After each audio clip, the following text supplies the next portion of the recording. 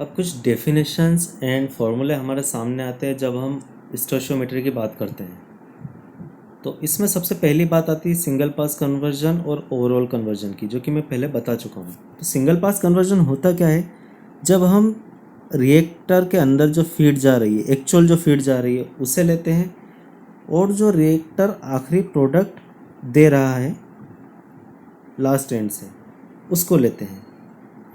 तो ये जो कन्वर्जन हुआ रिएक्टर के इनपुट से लेकर के रिएक्टर के आउटपुट तक जो कन्वर्जन हुआ उसे बोलते हैं सिंगल पास कन्वर्जन, या फिर वंस थ्रू कन्वर्जन, या फिर कन्वर्जन पर पास। और इसे हम कैलकुलेट कैसे करते हैं कि जो number of moles of reactant N1 है जो कि रिएक्टर के अंदर एंटर हुआ, उसके अंदर से हम माइनस कर देते हैं जो नंबर ऑफ अनरिएक्टेड रिएक्टेंट बाहर निकले हैं रिएक्टर से। तो N1 जो है वो रिएक्टेंट हैं, मोल्स ऑफ रिएक्टेंट है जो कि रिएक्टर के अंदर गए, एक्चुअली गए, और N2 वो नंबर ऑफ मोल्स है जो कि एक्चुअली रिएक्टर से बाहर निकले हैं।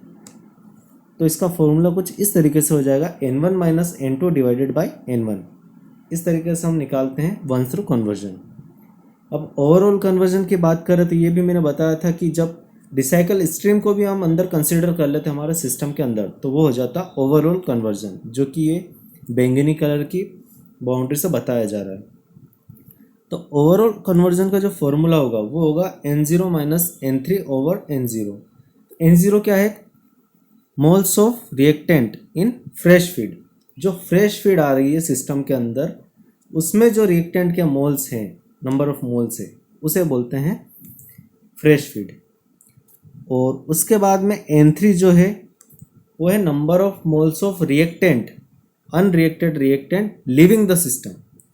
ये फ्रेश फीड के साथ entering the system, number of moles entering the system, और N3 जो है number of moles of unreacted reactant living the system. तो ओवरऑल कन्वर्जन का फॉर्मूला हो जाएगा N0 minus N3 divided by N0। तो ये दोनों कन्वर्जन होते हैं जो कि स्टोइचियोमेट्री में कैलकुलेट करते हैं। इसके आगे बढ़ते हैं तो एक और डेफिनेशन हमारे सामने आती है, वो होती है रिसाइकल रेशो। तो रिसाइकल रेशो एक रेशो है रिसाइकल स्ट्रीम की फ्लो रेट। रिसाइकल स्ट्रीम की जो फ्लो रेट है, ये यहाँ पर जो फ्लो रेट होगी रिएक्टेंट प्रोडक्ट दोनों को मिला करके जो फ्लो रेट होगी वो है, ठीक है। अभी हमने सिर्फ रिएक्टेंट की बात करी थी, कन्वर्जन की बात करी थी तब, लेकिन अब यहाँ पर जो भी फ्लो रेट होगी इसकी वो ली जाएगी। तो रिसाइकल रेशो होता है रिसाइकल स्ट्रीम की flow rate divided by fresh feed की फ्लो रेट। तो फ्रेश फीड की फ्लो रेट जो होगी उससे हम डिवाइड कर देंगे, तो ये हो जाएगा रिसाइकल रेशो। रिसाइकल स्ट्रीम की flow rate divided by fresh feed की फ्लो रेट। इससे आगे अगर हम चलें तो हमारे पास एक कॉन्सेप्ट आता है परसेंटेज यील्ड का, और ये काफ़ी ज़्यादा इंपॉर्टेंट चीज़ होती है जब रिएक्शन करवाई जाती है, और इसका रिकॉर्ड इंडस्ट्रीज में काफ़ी ज़्यादा मायने रखता है। तो परसेंटेज यील्ड का फॉर्मूला होता है actual amount of product formed divided by theoretical amount of product expected. अब मान लेते हैं कि एक रिएक्शन है A plus B gives C।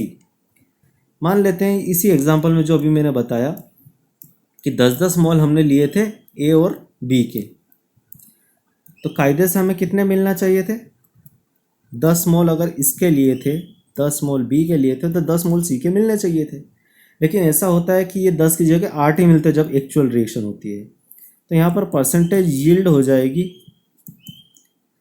Actual amount of product formed 8, इतना ही हुआ ना, 8 मोल्स फॉर्म हुए हैं, divided by theoretical amount of product expected. Theoretically कितने बनने चाहिए, 10 मल्टीप्लाइड बाय 100। तो जो हमारी परसेंटेज यील्ड आई है वो आई है 80%। तो इस तरीके से थ्योरेटिकल यील्ड को कैलकुलेट करते हैं।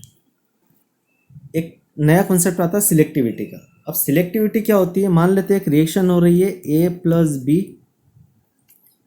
Gives C plus D. दो रिएक्टेंट है हमारे पास A प्लस बी, और उनसे दो प्रोडक्ट बन रहे C और D। तो जो C है वो हमें चाहिए। ऐसा होता है ना ऑर्गेनिक रिएक्शंस में कि एक से ज़्यादा प्रोडक्ट बनते हैं, तो जो C जो प्रोडक्ट है वो हमारे डिजायर्ड प्रोडक्ट है, और D जो है वो अनडिजायर्ड प्रोडक्ट है। तो सिलेक्टिविटी क्या हो जाएगी यहाँ पर, moles of desired product formed. अब मान लेते हैं वापस से कि इनके 10 मोल लिए थे, इसके भी 10 मोल लिए थे, तो बनने इसके 10 मोल्स चाहिए थे। लेकिन हुआ क्या, इसके 8 मोल्स बने और इसके बने कितने, 2 मोल्स। ठीक है, ये दोनों मिल करके सी को बना रहे हैं और यही दोनों मिल करके डी को बना रहे हैं। तो होना क्या चाहिए थे, 10 मोल्स सी के बनने चाहिए थे हमें जो चाहिए थे, लेकिन ऐसा हुआ नहीं। 8 मोल्स तो सी के बने और 2 मोल्स डी के बने। तो अब इससे क्या होगा कि सिलेक्टिविटी अगर हम कैलकुलेट करते तो डिजायर्ड प्रोडक्ट क्या हुआ, उसके मोल्स है 8 और मोल्स ऑफ अनडिजायर्ड प्रोडक्ट कितने हो गए 2। तो जो सिलेक्टिविटी होगी इस रिएक्शन के लिए वो होगी 4। और एक बात हमेशा ध्यान रखना कि selectivity should always be greater than 1।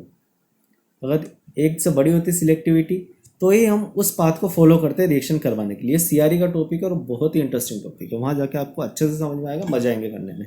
तो फिलहाल ये समझिए कि सिलेक्टिविटी 1 से ज़्यादा होनी चाहिए और प्रीफर करते हैं कि 2 या उससे भी ऊपर हो।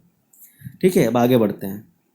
अब एक चीज़ आती है हमारे सामने परसेंटेज रिकवरी, और ये रिएक्शन के लिए हम यूज़ नहीं करते हैं, इसे हम यूज़ करते हैं सेपरेशन प्रोसेस के लिए। सेपरेशन प्रोसेस के लिए तो मान लेते हैं क्रिस्टलाइजर के अंदर हमने एक मदर लिकर को डाला है ठंडा करके, तो उसके कुछ क्रिस्टल्स बने।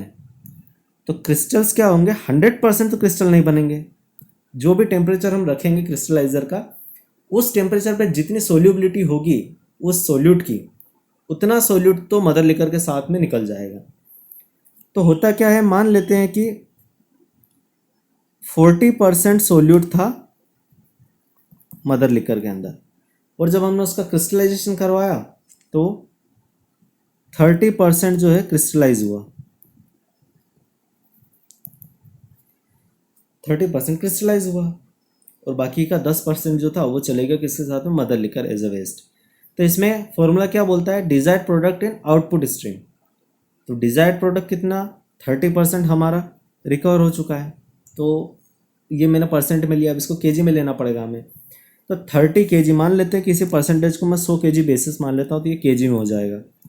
तो आउटपुट स्ट्रीम जो हमारी क्रिस्टलाइज स्ट्रीम है उसके अंदर कितना केजी गया, 30 KG, divided by desired product in input stream. Input में कितना था, 40%, यानी 40 केजी।